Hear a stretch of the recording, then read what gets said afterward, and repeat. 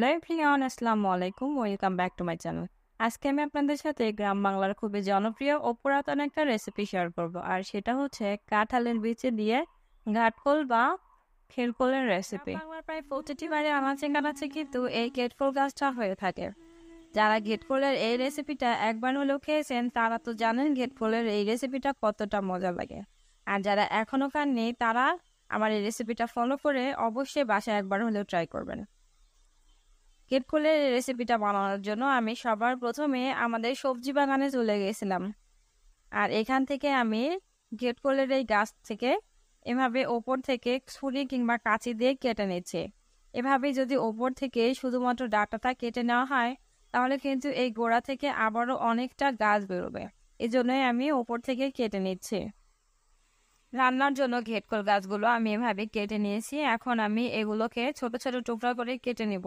আর এর জন্য আমি এখানে শুধুমাত্র এই যে নিচের যে ডগা রয়েছে এটাই ইউজ করব। এখানে আমি পাতাটা ইউজ করব না, কারণ পাতাটা কিন্তু অন্যভাবে রান্না করা যায়। পাতাটা কিন্তু বেটে ভর্তা করলে গরম ভাতের সাথে বেশি ভালো লাগে।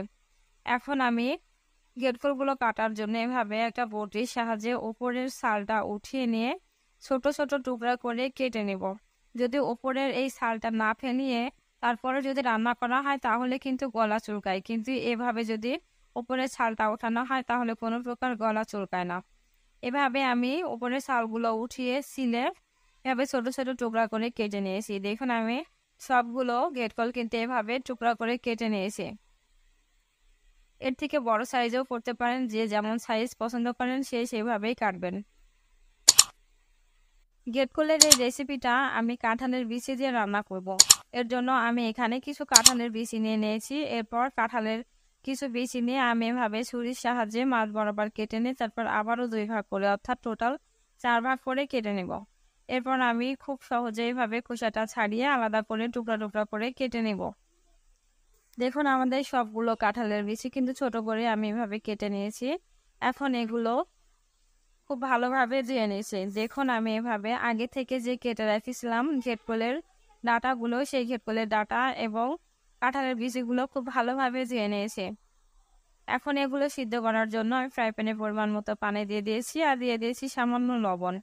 এরপর আমি আগে থেকে কেটে ধুয়ে রাখা কাঁঠালের বিচি এবং ঘেটকোলটাকে এই পানির ভিতরে দিয়ে দিচ্ছি। আর এরপর আমি এটাকে ঢেকে দিয়ে 10 মিনিটের মতো খুব ভালোভাবে ভাপিয়ে নিব। আর এভাবে ভাপিয়ে নিলে কিন্তু কোনো প্রকারে আর গাল চুলকাবে না। দেখুন আমাদের খুব অল্প সময়ের ভিতরে কিন্তু এটা খুব ভালোভাবে সিদ্ধ হয়ে গেছে। আর দেখুন পানির কালারটাও কিন্তু চেঞ্জ হয়ে গেছে। এখন আমি এটাকে পানি ঝরিয়ে নিয়ে নিব। ঘেটকোলটা রান্না করার জন্য আমি এখানে একটা প্যানে পরিমাণ মতো রান্নার তেল নিয়ে নিয়েছি। আর তেলটা কিছুটা গরম হয়ে গেলে আমি এর ভিতরে দিয়ে দিচ্ছি কিছু পেঁয়াজ কুচি, কিছু রসুন কুচি আর দিয়ে দিচ্ছি 5-6টি মতো কাঁচা মরিচ ফালি করে। এখন এই ঝাল পেঁয়াজ এবং রসুনটাকে আমি অনবরত নেড়ে চেড়ে ভালোভাবে ভেজে নেব। আর পেঁয়াজটা যখন এভাবে একটু হালকা কালার চলে আসবে আর নরম হয়ে যাবে তখন আমি এর ভিতরে দিয়ে দিচ্ছি 1 টেবিল চামচ লবণ আর 1 টেবিল চামচের মতো হলুদের গুঁড়া। আর দিয়ে দিচ্ছি 1 টেবিল চামচ ধনিয়া গুঁড়া, 1 টেবিল চামচ লাল মরিচের গুঁড়া। এখন আমি এই সবগুলো মশলা খুব ভালোভাবে ভেজে নিয়েছি। আর এরপর আমি এখানে দিয়ে দিলাম 1 টেবিল চামচ জিরা। সবগুলো মশলা দিয়ে দেওয়ার পরে আমি এভাবে কিছুক্ষণ ভুনে নিব। আর যখন এভাবে কালারটা চেঞ্জ হয়ে আসবে তখন আমি আগে থেকে সিদ্ধ করে রাখা ঘেটকোল এবং কাঁঠালের বিচিটা এর ভিতরে দিয়ে দেব। কাঁঠালের বিচিগুলো দিয়ে দেওয়ার পরে আমি এভাবে নেড়ে চেড়ে খুব ভালোভাবে মশলাটার সাথে ঘেটকোলগুলো মিশিয়ে নেব। আর এভাবে মিশিয়ে আমি আরও 1 থেকে 2 মিনিট অনবরত নেড়ে চেড়ে এটাকে ভেজে নেব। 2 মিনিট পরে এভাবে আমি ওপর থেকে অল্প সামান্য পরিমাণ পানি দিয়ে দিচ্ছি।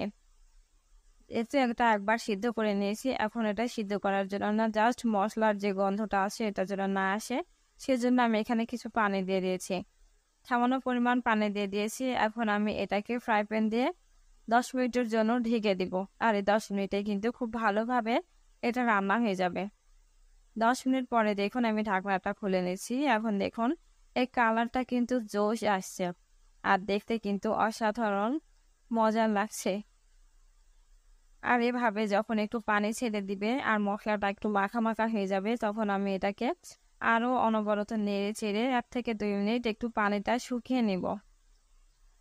দেখুন আমাদের এর ভিতরে কিন্তু ঘেটকলের রান্নাটা হয়ে গেছে। যখন এই পর্যায়ে আসবে তখন আমি এটা চুলা থেকে নামিয়ে নেব। তৈরি হয়ে গেল খুবই মজাদার কাঁঠালের বিচি দিয়ে খারকোল কিংবা ঘেটকলের রেসিপি। আর এই রেসিপিটা গরম ভাতের সাথে খেতে কিন্তু জাস্ট অসাধারণ লাগে। যারা একবার হলেও খেয়েছেন তারা কিন্তু জানে এই ঘেটকলের রেসিপিটা কতটা মজার লাগে। যারা এখনো খাননি তারা অবশ্যই আমার রেসিপিটা ফলো করে বাসায় ট্রাই করবেন আর একবার খেয়ে দেখবেন। আর খেতে কেমন হয়েছে তা কিন্তু অবশ্যই কমেন্টে জানাতে ভুলবেন না। ফ্রেন্ডস, আমার ভিডিওটি যদি আপনাদের কাছে ভালো লেগে থাকে তাহলে অবশ্যই লাইক কমেন্ট করবেন আর আপনার ফ্রেন্ডস অ্যান্ড ফ্যামিলি মেম্বারদের সাথে শেয়ার করে দিবেন। আর এরকম নতুন নতুন আরও ভিডিও পেতে আমার চ্যানেলটা সাবস্ক্রাইব করে সাথেই থাকবেন। আজ এ পর্যন্তই, সবাই ভালো থাকবেন, সুস্থ থাকবেন, আল্লাহ হাফেজ।